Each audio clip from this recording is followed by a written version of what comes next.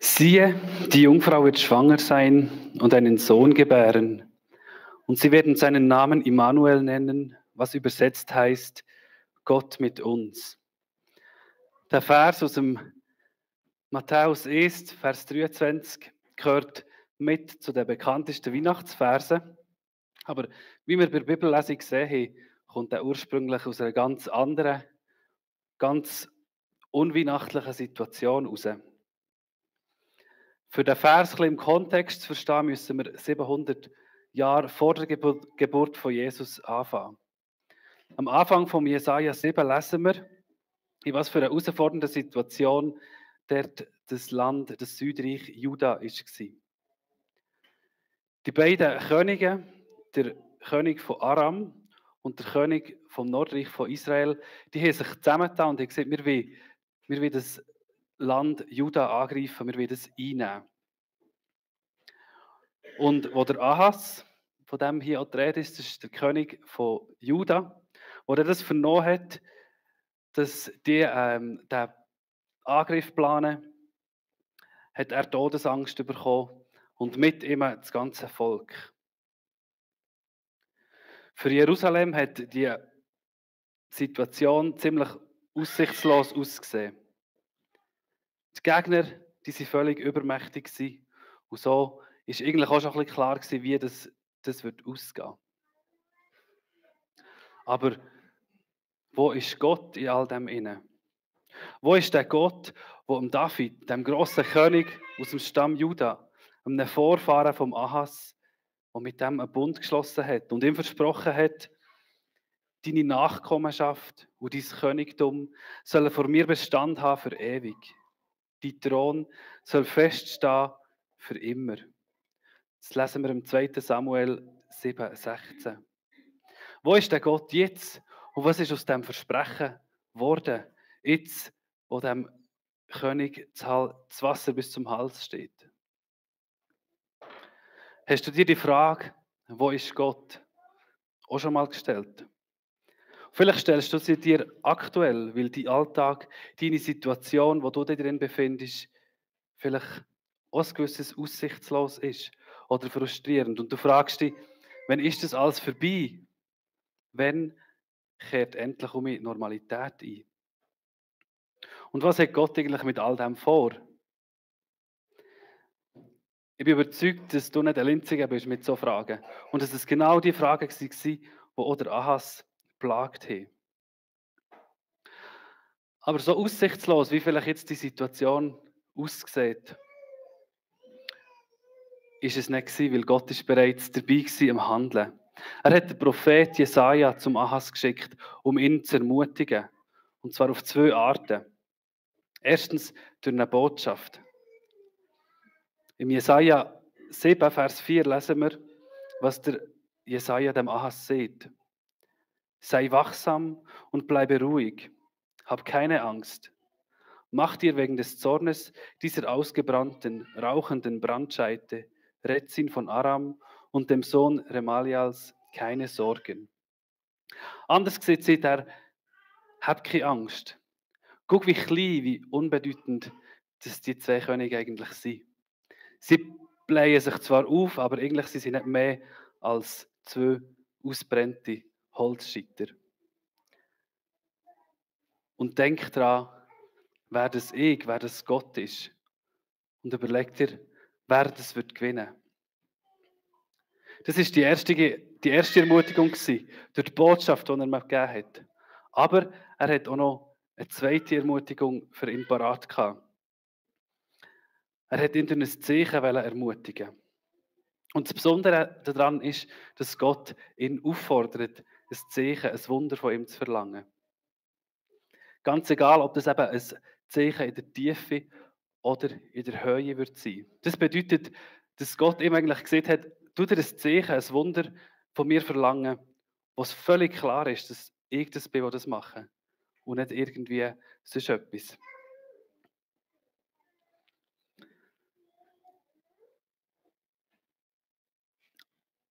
Und Gott hat wollen, dass der Ahas indem dass er das Zeichen verlangt, dass er ausdrückt, dass er Gott vertraut Und Gott wiederum hat mit dem Zeichen ihn ermutigen und ihm aufzeigen, hey, egal wie die Umstände sind, ich bin mit euch. Ich werde mit euch sein. Aber wenn wir die Geschichte angucken, dann sehen wir, dass der Ahas noch ganz ein grösseres Problem hatte als der bevorstehende Angriff auf Juda.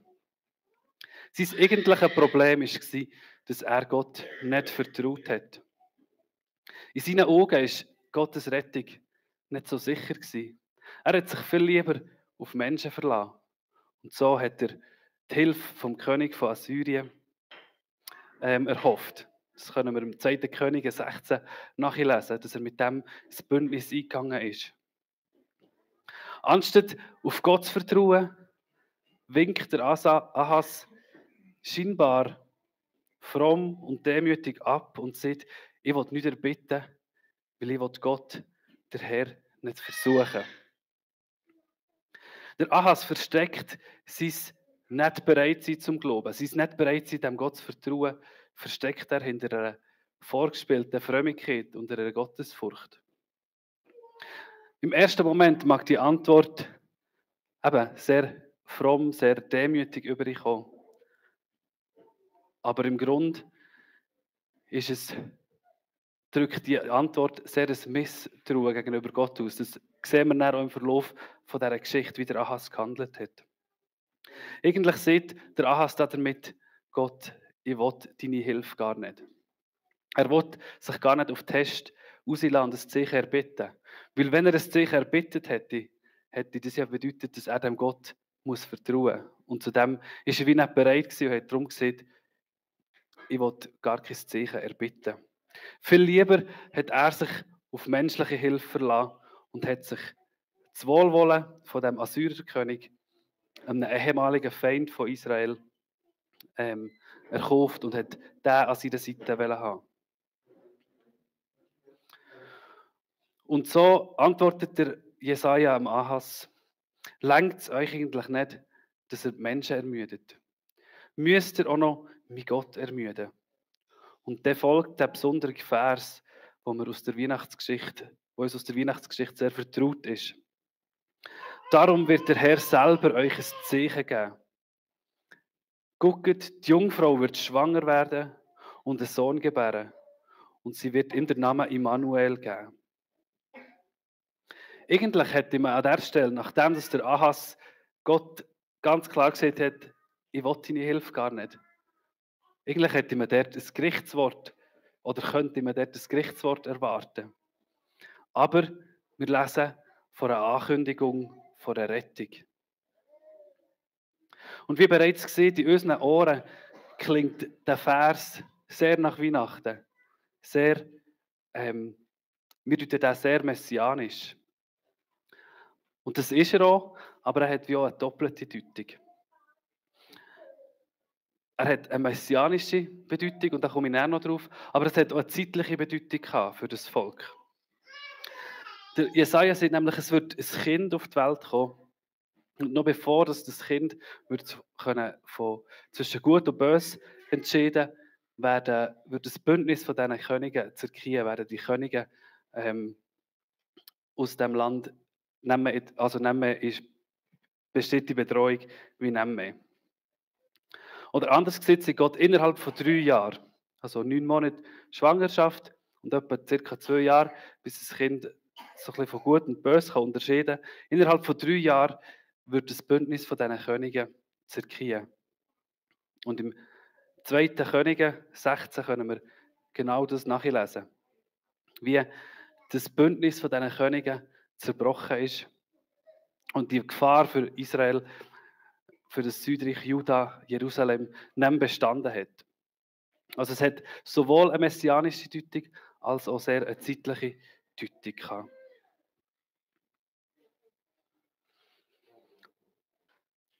Und man könnte sich fragen, warum schenkt Gott trotz dieser Verweigerung vom Ahas die Rettung? Warum befreit er sie trotzdem von diesen Königen? Und ich glaube, dass Gott einmal mehr zeigen will, dass in der Unglauben von einem König, dass in der Unglauben von einem Mensch nicht aufhaltet. Er handelt gleichwohl. Er kommt gleichwohl zum Ziel. Er zeigt, dass er trotzdem treu ist, auch wenn Menschen untreu sind. Gott kommt an sein Ziel, mit oder ohne uns. Und ich glaube, vor diesem Hintergrund überkommt der Weihnachtsvers, der uns so bekannt ist, vielleicht ganz eine andere Bedeutung für uns. Und obwohl die Umstände 700 Jahre später, bei der Geburt von Jesus, ganz anders waren und auch unsere Umstände heute nochmal ganz anders sind als zur Geburt von Jesus, bleiben doch die wichtigsten Wahrheiten bestehen. Zur Zeit von Jesus ist Israel ein vereintes Land gewesen. Das Südreich Juda und das Nordreich Israel haben zusammengehört und haben zusammen eine Nation gebildet. Aber von Freiheit, von Frieden, hat nicht geredet werden, sondern sie waren von den Römern besetzt gewesen. Und dann kommt es noch dazu, dass es so aussieht, als ob Gott sein Volk jetzt endgültig vergessen hat. Es ist schon 400 Jahre her, seit der letzte Prophet, seit Gott den letzten Prophet geschickt hat, um seine Verheißungen weiterzugeben, um seine Verheißungen zu bestätigen und das Volk an die Verheißungen zu erinnern. Und man hat sich dann durchaus fragen, ist Gott noch mit seinem Volk? Oder hat er das Volk nach all dieser Ablehnung, nach all diesen Irrwegen, wo das Volk gegangen ist, jetzt doch ganz aufgegeben? Und mitten in die Situation hinein bringt der Engel, der Hirte, eine der wichtigsten Botschaften der Menschheitsgeschichte. Er verkündet die Geburt von Jesus, dem Messias. Und der Matthäus, der schreibt später über die Geburt und schreibt dazu, das ist aber alles geschehen, auf das erfüllt würde, was der Herr durch den Propheten gesagt hat, der da spricht, siehe, eine Jungfrau wird schwanger sein und einen Sohn gebären, und sie werden ihm den Namen Immanuel geben. Das heißt übersetzt, Gott mit uns. Und da entdecken wir, oder wird deutlich, dass der Vers eben auch eine messianische Deutung hat. Und das von dieser Befreiung, dass das viel mehr beinhaltet als eben nur die Befreiung von diesen Königen. Dass das viel eine tiefere Dimension hat. Und es ist die erste Verheißung auf den Messias im Buch Jesaja. Und weiter im Verlauf des Buch Jesaja kommen noch 21 weitere Verheißungen auf den Messias her. Und es wird deutlich, dass Gott mit dieser Befreiung viel mehr gemeint hat, als nur die Befreiung von diesen Königen. Dass es viel mehr braucht, für das Volk zu befreien, für uns zu befreien. Und das Spannende finde ich, dass Gott das macht. Er macht mehr. Er selber, der Gott vom Schöpfer, der Gott und Schöpfer vom Universum, kommt auf die Welt, um das Volk vom grössten Problem, das es hat, zu erlösen. Das Problem der Menschheit ist nämlich die Sünde und die Ablehnung gegenüber Gott. Und Gott selber löst das Problem, indem dass er Mensch wird, dass er Schwachheit annimmt, dass er wird wie wir, für das wir mit ihm Gemeinschaft haben können. Und das bedeutet der Immanuel, der Gott mit uns. Und ich habe beim Vorbereiten manchmal gedacht, wie gewaltig ist das?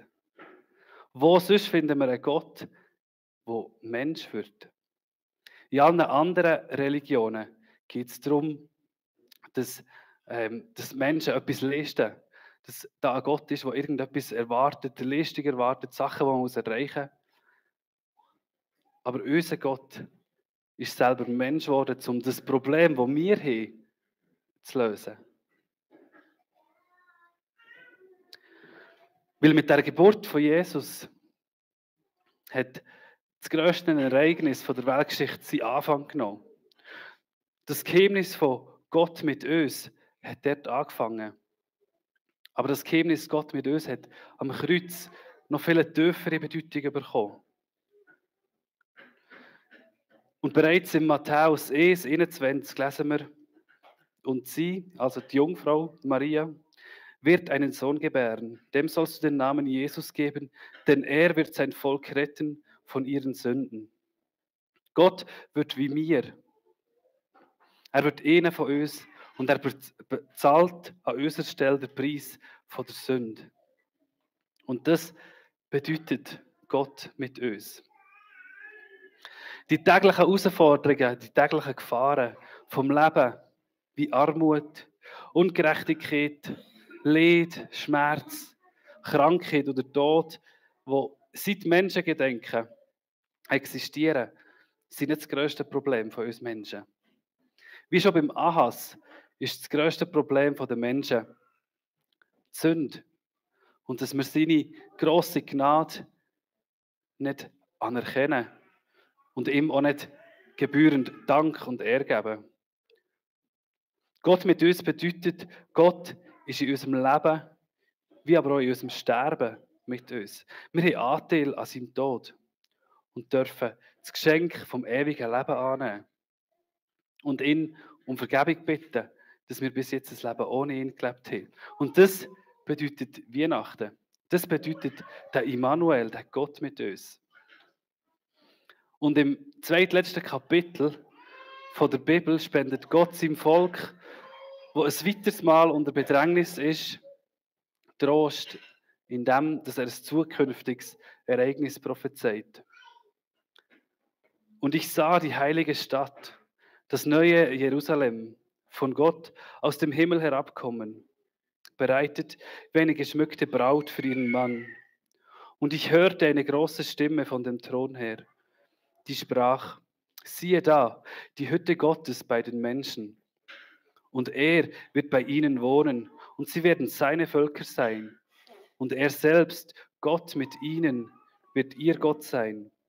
Und Gott wird abwischen alle Tränen von ihren Augen. Und der Tod wird nicht mehr sein, noch Leid, noch Geschrei, noch Schmerz wird mehr sein. Denn das Erste ist vergangen. Und der auf dem Thron saß, sprach: Siehe, ich mache alles neu. Und er spricht: Schreibe, denn diese Worte sind wahrhaftig und gewiss. Also die Bibel sieht dort in dem neuen Jerusalem, an dem Ort, wo wir endlich die untrübte Gemeinschaft zwischen Gott und Mensch, seinem erlösten Volk, uns Christen, aus allen Generationen, aus allen Sprachen und Nationen dürfen erleben.